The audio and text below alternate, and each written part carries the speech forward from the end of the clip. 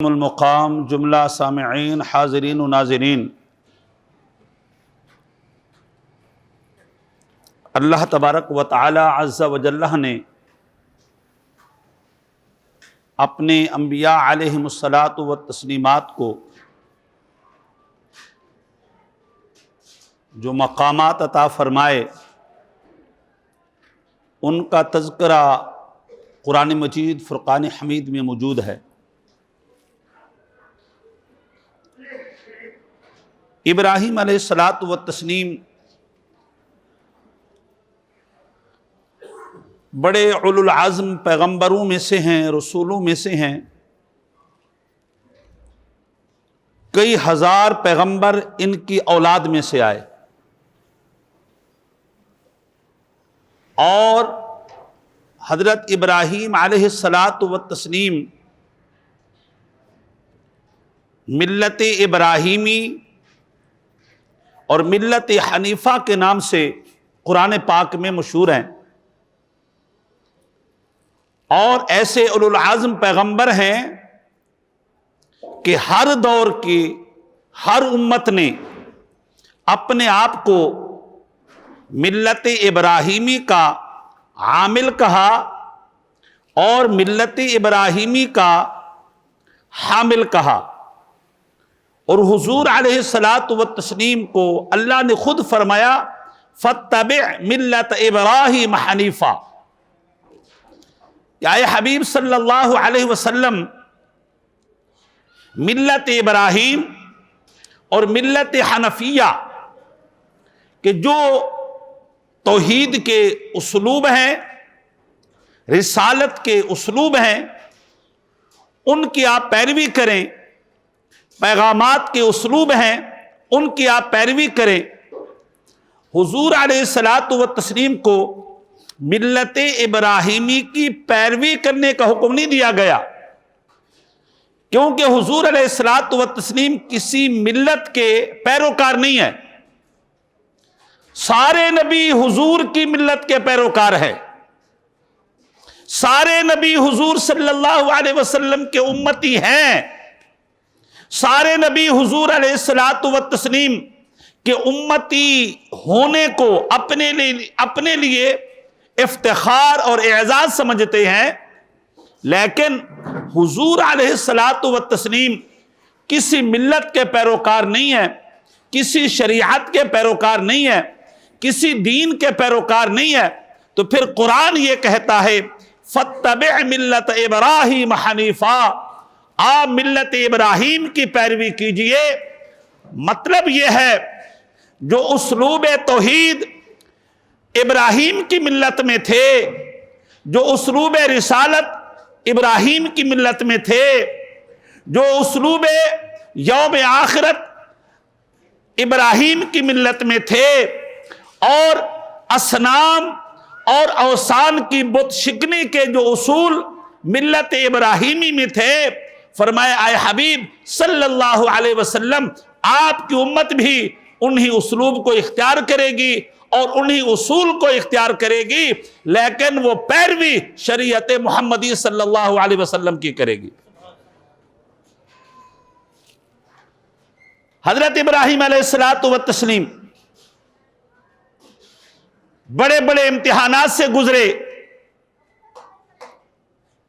ابراہیم علیہ الصلاۃ والتسلیم کو کہا کہ آپ اپنی اولاد کو، دودھ پیتے بچے کو، حضرت حاجرہ رضی اللہ تعالی عنہ کو، حضرت اسماعیل علیہ الصلاۃ والتسلیم کو وادی غیر ذی زرعہ، اس وادی میں چھوڑ کر کے آئیں جہاں کوئی آبادی نہیں ہے، جہاں پر کھیت کھلیان نہیں ہے، جہاں پر فروٹ نہیں ہے، جہاں پر کھانے پینے کو کچھ نہیں ملتا۔ ابراہیم علیہ الصلاۃ والتسلیم نے اپنے رب کے حکم پر لبیک کہتے ہوئے اپنی اولاد کو اور اپنے بیٹے کو اور اپنی زوجہ کو جو ہے وہ مینا کی وادی میں چھوڑ دیا۔ اس وقت تو وہاں پانی بھی نہیں تھا۔ ابراہیم علیہ الصلاۃ والتسلیم کو اللہ نے کہا، اشارہ دیا خواب میں کہ آپ اپنے بیٹے کو ذبح کر رہے ہیں، بیٹے کی گردن پر چھری چلا رہے ہیں۔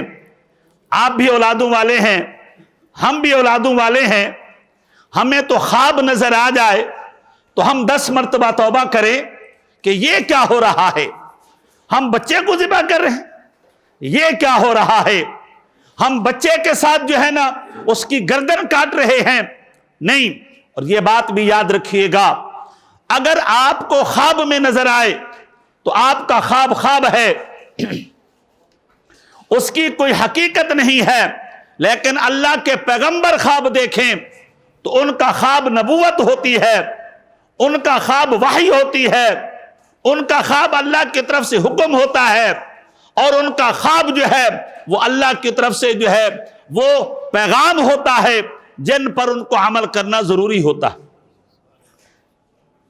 ابراہیم علیہ السلام نے اپنے بیٹے پر چھری خواب میں دیکھا کہ میں نے رکھی، حقیقت میں بھی جب بیٹے کو ذبح کرنے کی باری آئی تو مینا کے میدان میں لٹایا، گردن پر چھری رکھ دی۔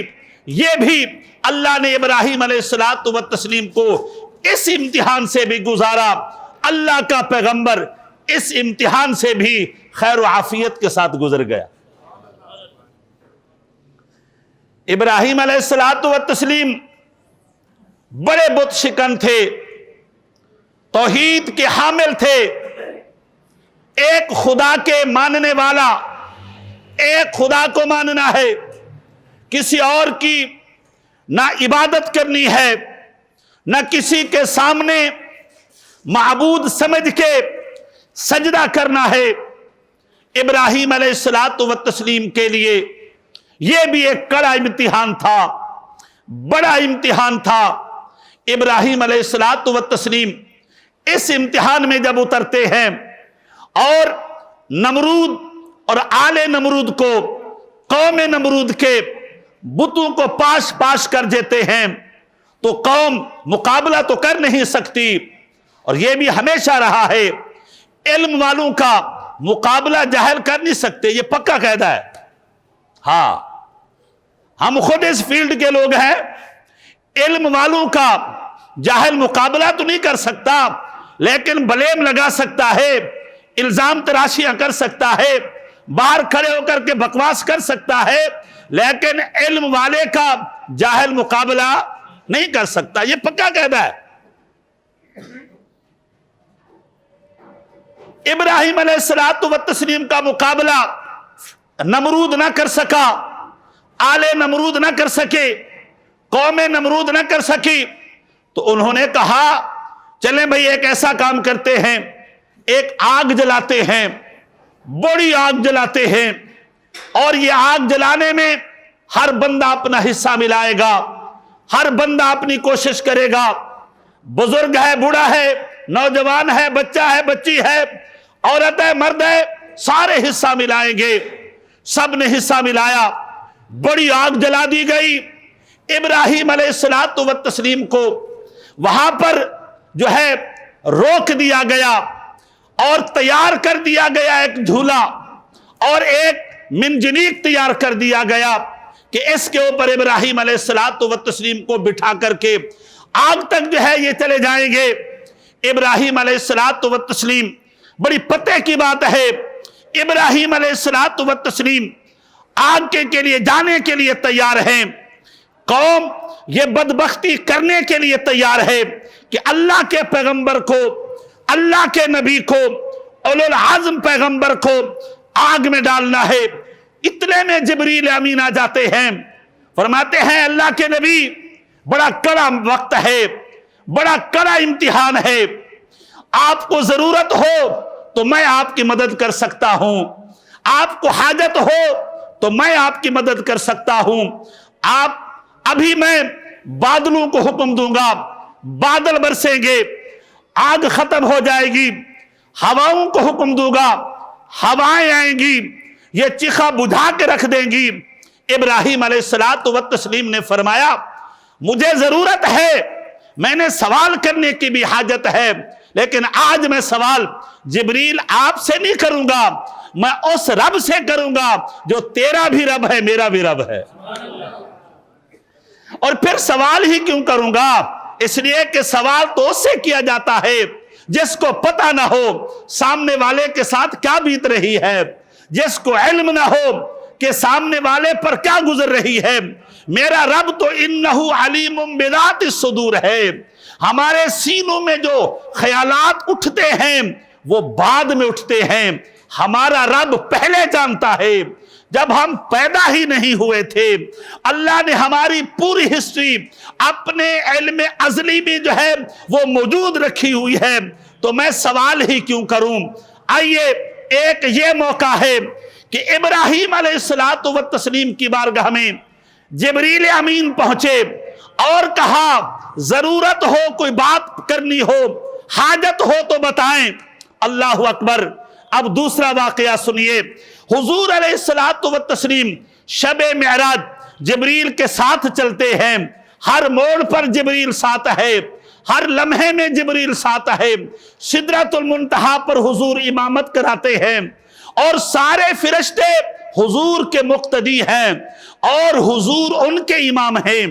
اور جب جبریل امین پیچھے ہونے لگے فرمایا یا رسول اللہ صلی اللہ علیہ وسلم، آگے اللہ کے انوار و تجلیات اتنا اتر رہے ہیں کہ میں بال برابر بھی آگے ہوا تو اللہ کے انوار و تجلیات میں جل جاؤں گا، میں نہیں جا سکتا، آپ تشریف لے جائیں۔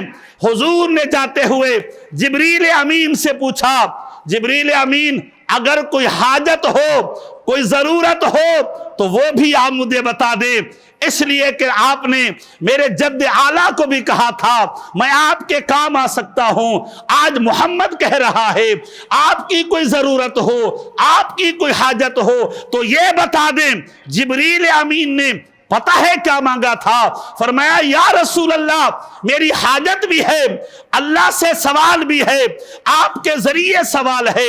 سوال یہ ہے جب قیامت کا دن ہو، عالم محشر لگا ہوا ہو، آپ کی گناہگار امت جو ہے وہ اپنے گناہوں کا بوجھ اٹھا کر کے وہ پل صراط پر گزر رہی ہو، اللہ سے اتنا سوال کر دینا اللہ مجھے اجازت دے دے پل صراط پر آپ کی امت کو گزارنے کے لیے جبریل امین کو پر بچھانے کا حکم دے دیا جائے۔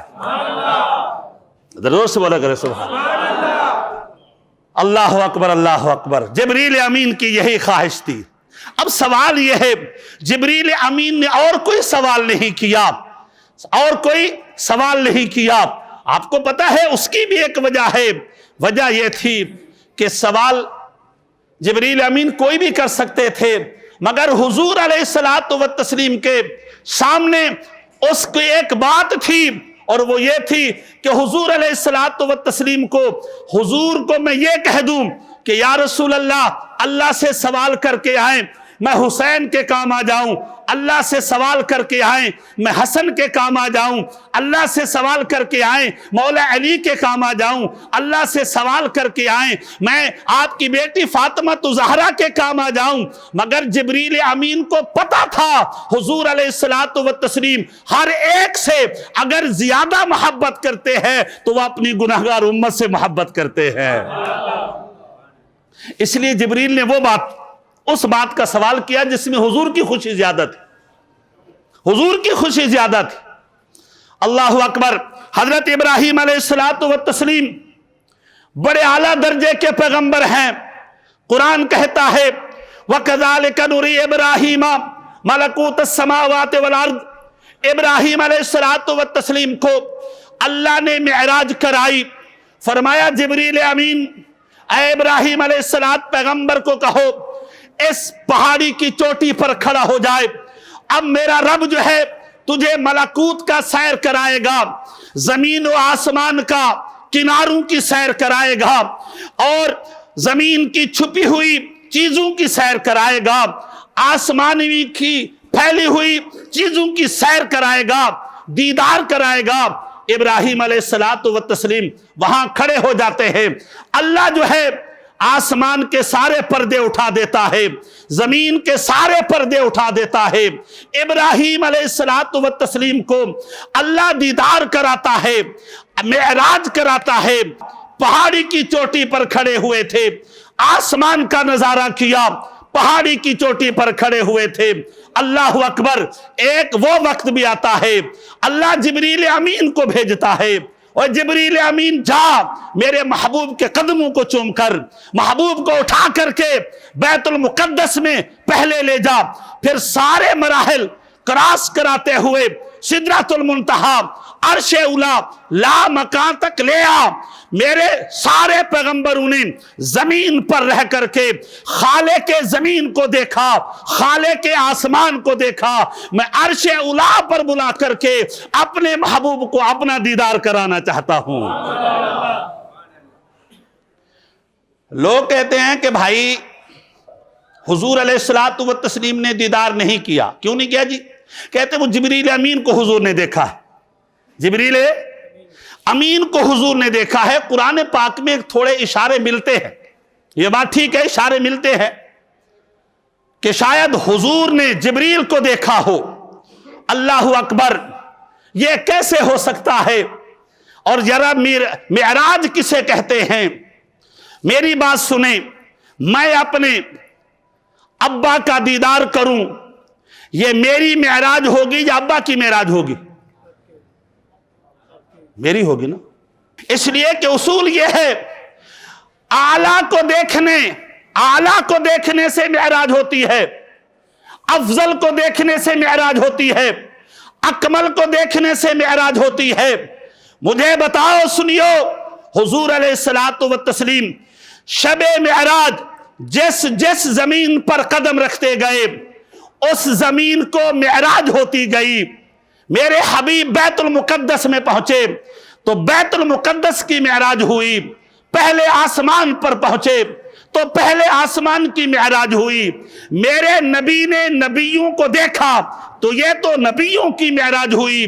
मेरे हबीब ने सिदरतुल मुंतहा पर फिरिश्तों को नमाज पढ़ाई, ये तो फिरिश्तों की मेराज हुई है। मेरे भाई, मेरे हबीब का मेराज कहा है। अल्लाह अकबर। ये सारा जो सफर था, ये मेरे हबीब सारी कायनात को मेराज कराते चले गए। जब बगैर हिजाब के अपने रब का दीदार किया तो मेरे हबीब का भी मेराज हो गया। अल्लाह ताला हमारे दर्स को कबूल फरमाए। व मा अलैना इल्ला